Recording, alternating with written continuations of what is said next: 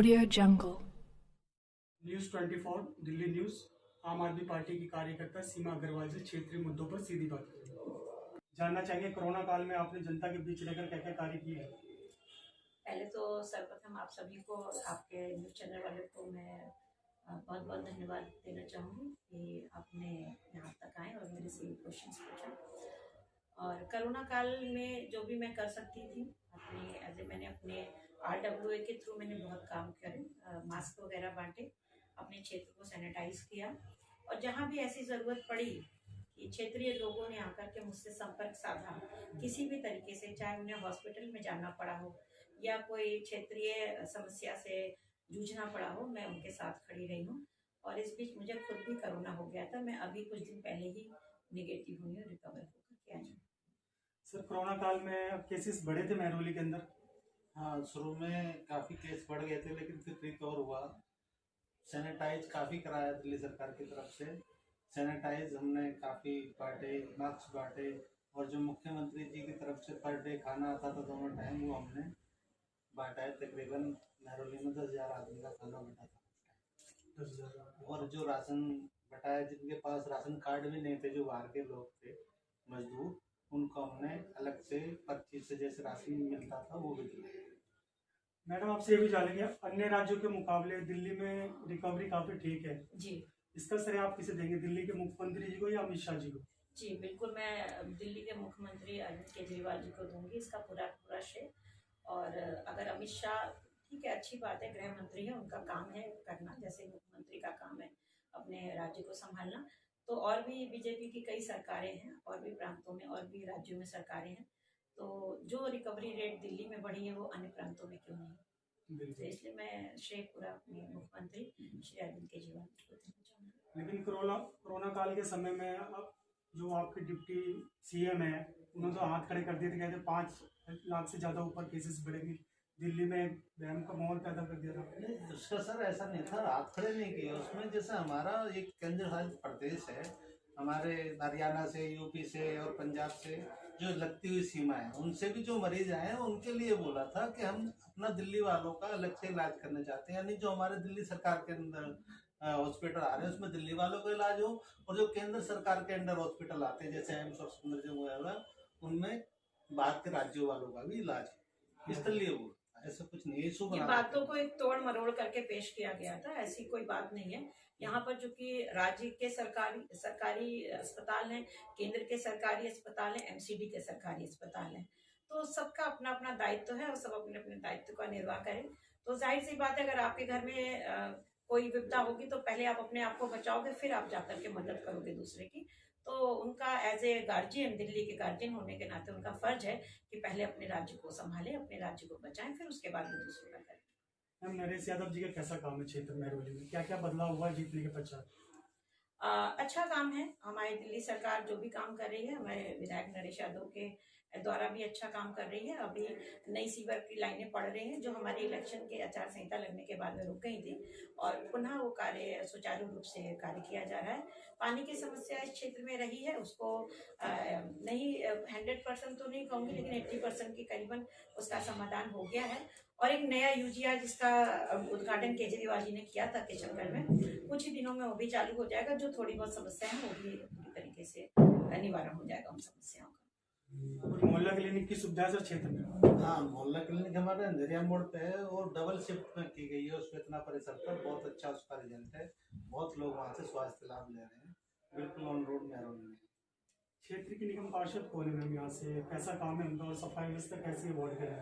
हमारी क्षेत्र की निगम पार्षद बीजेपी के नेता आरती सिंह जी हैं, और अब ये अगर आप उनसे पूछेंगे तो बेहतर होगा, और इसका अगर आप सच में आंसर लोगों से जानना चाहेंगे तो आप क्षेत्र की जनता से आप पूछिए, क्योंकि थोड़ी कूड़ा की जो समस्या है वो हमारे यहाँ बहुत ज़्यादा है।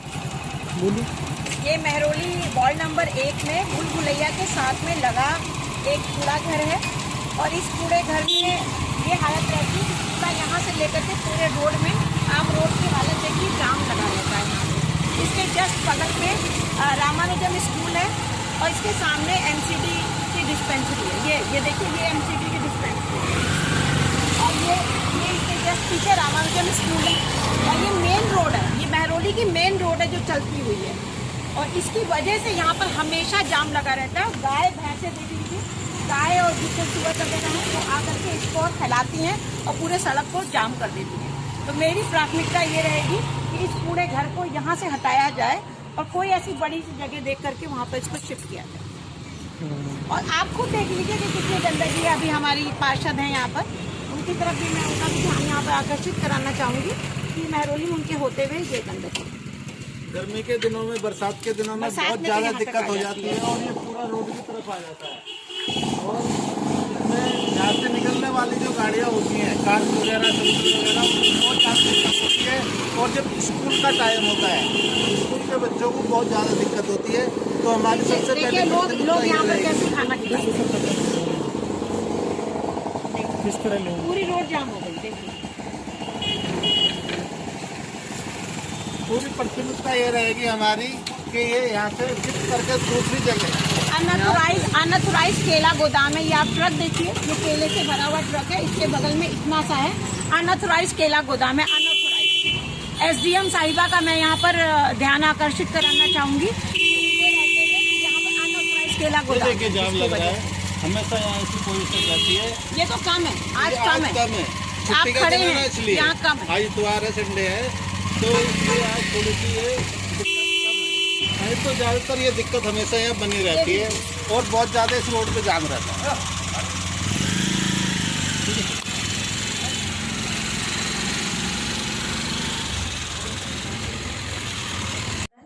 कूड़े की समस्या है, सड़क की समस्या है, आवागमन की समस्या है, यातायात की समस्या है, अवैध कब्जों की समस्या है। तो अभी तो उस समस्याओं से कोई भी निवारण नहीं हुआ है, लोग त्रस्त हैं, बुरी तरीके से त्रस्त हैं। स्वीपर आते हैं सर समय पर यहाँ पर सफाई व्यवस्था करने की? जो कूड़ा डंप करते हैं, जैसे लोग बाहर सड़क पर कूड़ा फेंकते हैं, वो हर दिन नहीं उठता है, रोज उठना चाहिए, ऐसी व्यवस्था होनी चाहिए। ये उसमें बहुत ढिलाई करनी है। जब तक कूड़ा दान में भी कूड़ा चढ़ नहीं जाता तब तक वो उठता नहीं है। महरौली में एक खास समस्या है। तो सफाई व्यवस्था ठीक नहीं है वार्ड में? हाँ, पर डे नहीं है तो ये गंद होता है ना, बदबू आती है। क्षेत्र की जनता बदलाव चाहती है यहाँ से? बिल्कुल चाहती है। जैसे क्षेत्र की जनता ने 20 साल सतवीर सिंह जी की जो पत्नी पुष्पा जी रही हैं, हमारे यहाँ के पार्षद रही हैं, 20 साल में आप क्षेत्र को क्या से नहीं क्या बना सकते थे। तो जब क्षेत्र की जनता ने चाहा तो उन्होंने इस बार मौका बीजेपी की पार्षद को दिया और हो सकता है इस बार मौका आम आदमी पार्टी को मिले। पार्टी अगर आपको मौका देने का निगम चुनाव 2022 लड़ने के लिए, तो आप लड़ेंगे? बिल्कुल लड़ूंगी, अगर हमें पार्टी मौका देगी तो। बाकी पार्टी के हाथ में, आप पार्टी जैसा कहेगी मैं वैसा करूँ। बिना प्रतिनिधि क्या क्या काम कर रहे हैं मैडम क्षेत्र में? मैडम ने काफी कोरोना में, जैसे आपको बताया, सैनिटाइज कराया और मास्क बांटे, राशन की व्यवस्था कराई, पक्का भोजन सबके घर में, घरों में भी पहुंचाया, इस तरह का भी काम किया है। और काफी काम है RWA वगैरह के जो साथ में मिलकर कर रहे हैं।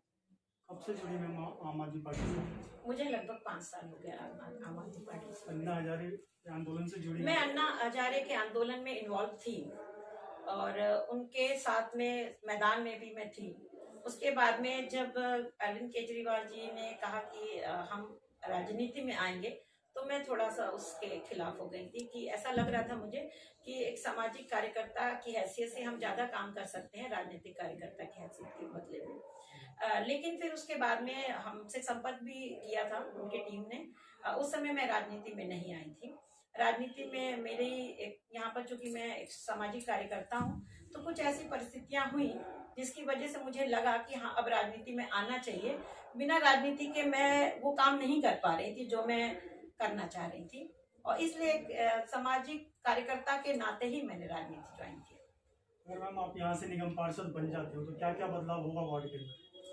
सबसे पहला बदलाव तो मैं सड़क को सुधारूंगी, उसके बाद मैं यातायात की समस्या को सुधारूंगी। मेरे पास पूरा प्लान है कि कैसे, हमारी पार्टी के पास प्लान है पूरा, मैं अपने लिए नहीं कहूँगी, हमारी पार्टी के पास पूरा का पूरा प्लान है कि हम अपनी यातायात की समस्या को, कूड़े की समस्या को, और यहाँ का जो सबसे अहम समस्या चल रही है वो अवैध जो कब्जे की समस्या चल रही है, जिसकी वजह से एक आम मिडिल क्लास आदमी बहुत परेशान है। उसके पैसे, पता लगा उसने तो अपने जीवन भर की कमाई एक फ्लैट खरीदने में लगा दिया, और अगले दिन आकर के पुलिस ने उसको तोड़ दिया या एमसीडी के लोगों ने उसको तोड़ दिया। और फिर वो बिल्डर के चक्कर काटता है, बिल्डर पैसे नहीं देता, बिल्डर पैसे लेकर के भाग जाता है।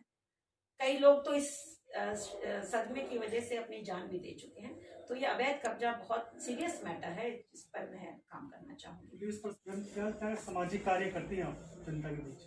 मैं अखिल भारतीय अग्रवाल संगठन दिल्ली प्रदेश से जुड़ी हुई हूँ और उसमें मैं महिला प्रदेश मंत्री हूँ।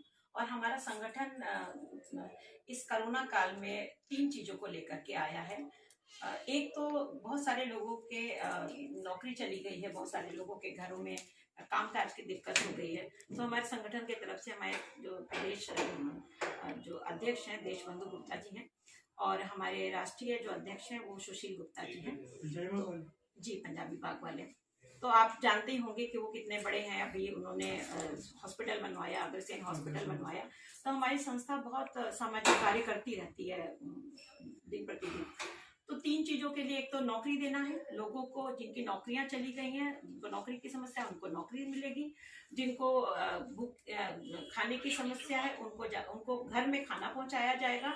ये हम लोगों को आइडेंटिफाई करना है।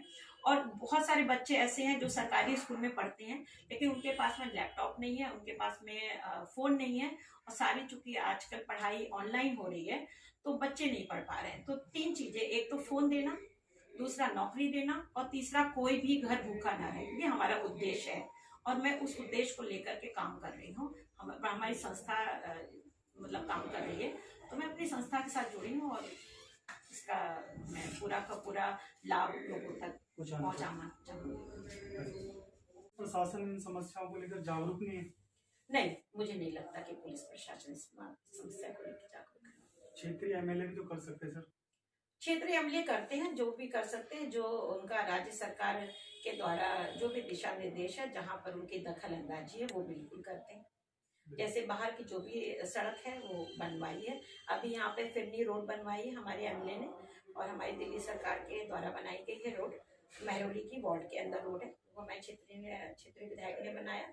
और जब हम लोगों ने सीवर लाइन डलवाई तो सड़क खुदी हुई थी जिसका पैसा ऑलरेडी राज्य सरकार ने एमसीडी को दे रखा हुआ था, लेकिन एमसीडी किन कारणों से सड़क नहीं बनवा रही थी। और अब धीरे धीरे दोनों लोगों के सहयोग से शुरुआत हो चुकी है और उसमें भी विधायक के फंड से वो सड़क बनवाई जा रही है। पैसा मिल चुका है, काम एमसीडी का बनवाने का है, वही बनवा रही है। कुछ संदेश देना चाहेंगे आप जनता के बीच? जनता के बीच यही संदेश देना चाहूंगी कि मुझे यहाँ के क्षेत्रीय लोग जानते हैं और आज से नहीं जानते हैं। मुझे यहाँ रहते हुए 24 साल हो गया है, इस क्षेत्र में रहते हुए। बड़े बूढ़े से लेकर, चूंकि मैं ऑलरेडी एक टीचर भी रही हूँ, मैंने कई बच्चों को यहाँ पर पढ़ाया है। एसएमसी से मैं जुड़ी हुई हूँ। यहाँ के स्कूलों को मैंने बहुत अंदर से देखा, उन पर भी कार्य किया।